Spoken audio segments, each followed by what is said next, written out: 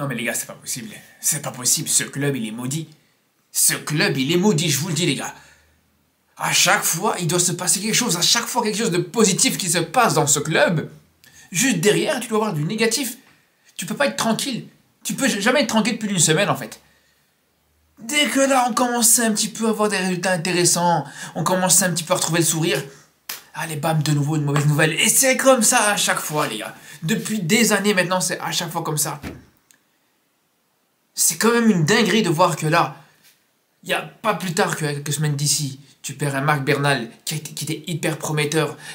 Vraiment, le joueur sur qui tu comptais cette saison au poste de numéro 6, le joueur sur qui on voyait peut-être le futur Busquets, un joueur exceptionnel. On va dire, allez, c'est une chose. Ok, tranquille. Tout en sachant déjà que tu commences cette saison avec énormément de blessures, mais bon, ça va, c'est pas... J'ai même envie de dire, c'est pas grave, on est habitué maintenant. Avec des blessures comme De Jong, comme Gavi, qui n'est pas encore revenu, comme Araujo. Je vous parle même pas de Fermin Lopez qui s'est blessé pendant cette trêve internationale. Les trêves internationales, de toute façon, on sait très bien qu'à chaque fois, il y a un nouveau joueur blessé du côté du Barça. Mais là, comme si c'était pas suffisant. Comme si c'était pas suffisant. Là, maintenant, la Ligue des Champions va commencer. De nouveau, voilà. Dani Olmo qui se blesse. Dani Olmo qui, pour l'instant, les gars, faut quand même dire que sur les 3 matchs qu'il a joué avec le Barça, il a marqué 3 buts. C'est 3 buts sur les 3 derniers matchs, les gars. Chaque fois, pour l'instant, qu'il a joué, il a marqué. Et c'est pas des buts, c'est pas des pénaltys que je vous parle. C'est pas des vieux buts, c'est des buts exceptionnels. C'est des buts à chaque fois qui sont magnifiques. Et là, encore une fois, on se rend compte que, voilà, tu le perds justement avant un match en Ligue des Champions, un match crucial. Alors vous allez me dire que c'est que contre Monaco. Mais le problème, c'est que c'est même pas juste ça, les gars. Si c'était juste contre Monaco, allez, pourquoi pas. Mais il pourrait rater jusqu'à 3 matchs de Ligue des Champions. 5 matchs en tout, les gars. Il pourrait rater 5 à 6 matchs.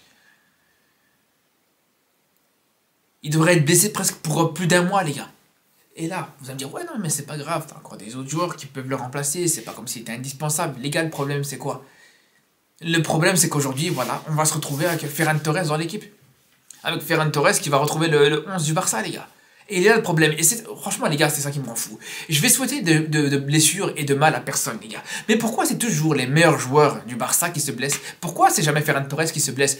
On ne souhaite pas qu'il se blesse, bien sûr. Mais encore une fois, c'est à chaque fois les joueurs, les très bons joueurs, les joueurs sur qui tu comptes, à chaque fois, c'est eux qui se blessent. Et pourtant, les gars, après sa sortie sur le match hier contre Girona, je vous dis la vérité, je me suis dit, bon, peut-être que, voilà, il a eu un petit coup. On a vu qu'il était un petit peu touché au niveau du nez, on s'est dit peut-être que c'était juste ça. On s'est dit, il va aller au pire des cas, c'est Hansi Flick qui veut le reposer avant le match contre Monaco. On s'est juste dit ça. Mais non, on apprend quoi? 5 semaines minimum de blessures. Les gars, c'est une dinguerie. Vraiment, c'est une dinguerie. Je comprends pas comment c'est possible à chaque fois d'avoir autant de problèmes de blessures, d'avoir autant de problèmes tout court, les gars. Quand c'est pas des problèmes financiers, quand c'est pas des problèmes, de blessures, quand c'est pas des, c'est des problèmes de, ouais, les gars, à tous les niveaux, les gars. Sur tous les aspects, les problèmes sportifs, les problèmes financiers, les problèmes médicaux, entre guillemets. C'est grave, franchement, c'est grave, les gars. Je vous dis, les gars, dans ce club, c'est plus un coach qu'il faut, c'est plus un président, c'est plus... Non, il faut un imam, il faut ramener un imam, il faut faire quelque chose, les gars, parce que être maudit à ce point-là, les gars, c'est beaucoup trop. Là, maintenant, allez, tu vas jouer les prochains matchs, parce que j'ai dit le prochain match, mais c'est les prochains matchs. Encore une fois, tu vas ressortir Dani Olmo du 11, tu vas refaire rentrer un Ferran Torres, tu vas refaire passer un Rafinha au poste de numéro 10, alors qu'on a bien vu à quel point c'était compliqué à ce poste-là pour ce qui est de Rafinha. Autant, voilà, sur le côté, quand il jouait sur le côté depuis l'arrivée d'Olmo, en fait. Parce qu'au final, les gars, on va dire la vérité. On va dire la vérité, parce que là, je vous dis, autant au début, quand Olmo n'était pas arrivé, bon, je me suis dit c'était un risque, parce que est-ce que Olmo va savoir s'intégrer rapidement au Barça ou pas? Est-ce qu'il va savoir directement s'acclimater ou pas? On ne savait pas. Personne ne pouvait le savoir à l'avance, et personne ne pouvait être sûr à 100% que Olmo allait directement être à 100% intégré à cette équipe. Et j'ai envie de dire presque par miracle, l'intégration, elle a été vraiment stratosphérique, les gars. Je vous dis, en 3 matchs, Olmo, ce qu'il fait, c'est beaucoup mieux que ce qu'ont fait des gens comme Dembélé, comme Coutinho, comme Griezmann, sur plusieurs années, les gars, au Barça. En 3 matchs, il t'a directement convaincu. Je vous dis la vérité, il t'a directement convaincu. Parce qu'encore une fois, il t'a mis des très beaux buts. Enfin, il t'a mis déjà des buts importants, mais surtout des très beaux buts, encore une fois, en termes de qualité. Des buts exceptionnels. Des buts impressionnants, encore une fois. Mais bref. Mais non seulement l'arrivée d'Olmo dans le 11, elle faisait du bien par rapport à ses qualités, par rapport à ce qu'il apportait, par rapport à ce qu'il faisait. C'est déjà une chose. Mais surtout, l'arrivée d'Olmo, elle a pu permettre d'améliorer aussi et de mettre dans les meilleures conditions les autres joueurs à ses côtés. Que ce soit Yamal, que ce soit Rafinha surtout. Rafinha qui, depuis l'arrivée d'Olmo, les gars, sur les 3 derniers matchs, c'est un autre Rafinha. Alors, son début de saison était intéressant. Il n'a pas été non plus mauvais sur ses premiers matchs avant l'arrivée d'Olmo. Mais depuis que Olmo est arrivé, que Rafinha a retrouvé ce côté gauche, les gars, c'est un autre joueur. C'est un joueur complètement transformé. Et donc, non seulement, voilà, encore une fois, tu perds Olmo dans le 11, mais en plus de ça, tu devras mettre Rafinha dans des moins bonnes conditions. Parce que tu seras obligé, malheureusement, de mettre Rafinha au poste de numéro 10. Et on revient au dernier problème. C'est que non seulement tu perds Olmo, tu mets pas forcément Rafinha dans sa meilleure zone. Tu le fais reculer au poste de numéro 10, mais surtout en plus de ça, comme si c'était pas suffisant, tu vas te retrouver avec Ferran Torres dans le 11, les gars. De nouveau, tu vas retrouver Ferran Torres. Les gars, c'est simple. Le dernier match du Barça, le dernier mauvais match du Barça, le dernier match du Barça qui était pas exceptionnel, il correspond au dernier match où Ferran Torres était titulaire. Tout simplement, les gars. Tout simplement. Moi, je vous ai dit, depuis le dernier match où on a vu justement Ferran Torres titulaire, et on l'a vu sur cette première mi-temps, et c'est là où on a vu vraiment une grosse différence entre un Barça avec et sans Torres. C'est là où je me suis dit, non, plus jamais tu peux le voir ce joueur, plus jamais je veux le voir.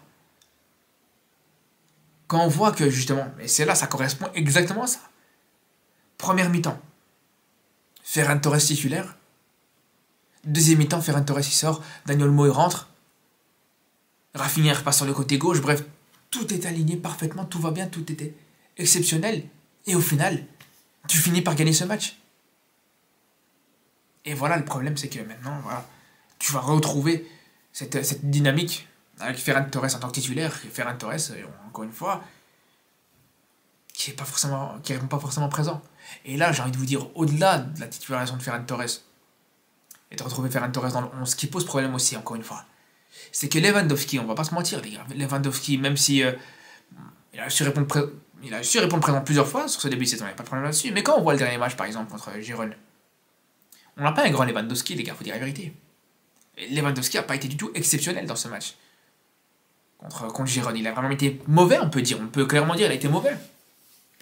Que ce soit à la finition, que ce soit à ce niveau-là, vraiment, Lewandowski était très décevant. Mais, justement, la différence, c'est quand tu as un Olmo qui est sur le terrain, quand tu as un Yamal qui est sur le terrain, et quand tu as un Rafinha qui est dans les meilleures conditions, tu peux te passer d'avoir un grand Lewandowski. Tu peux te passer d'avoir un Lewandowski qui est vraiment dans son meilleur niveau. Mais là, c'est plus le cas, les gars. Parce que là, non seulement tu as un Lewandowski qui sera sûrement pas à son meilleur niveau, mais en plus de ça, voilà, tu auras Ferran Torres aussi. Donc ça va être compliqué. Là, ça va être, en vrai, encore une fois, voilà. Pour vous dire à quel point l'absence de mots va complètement déséquilibrer l'attaque du Barça, aujourd'hui, on peut clairement dire que tu as un seul joueur qui sera totalement fiable sur les 4 joueurs offensifs du Barça.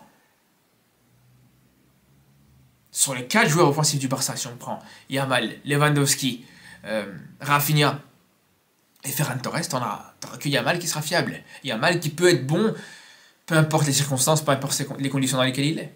Par contre, Lewandowski, voilà, t'as une chance sur 2. Ferran Torres, t'es quasiment sûr qu'il sera mauvais. Et puis Rafinha, voilà, encore une fois, il ne sera pas dans son poste de prédilection. Et voilà, il y a tout problème, les gars, encore une fois. Bref, en tout cas, j'espère vraiment que je me trompe. Peut-être que au final, on aura du positif. Peut-être qu'au final, Ferran Torres répondra présent, tout simplement. C'est possible aussi, il pourra nous surprendre. C'est ce que j'espère, moi, personnellement. Mais en tout cas, les gars, je vous dis, cette blessure d'Olmo, c'est une très, très mauvaise nouvelle, les gars. Sur ce, on se dit à très vite. Et on se retrouve, bien sûr, pour le match contre Monaco jeudi. Donc, à très bientôt pour une nouvelle vidéo. Et surtout d'ici là, prenez soin de vous.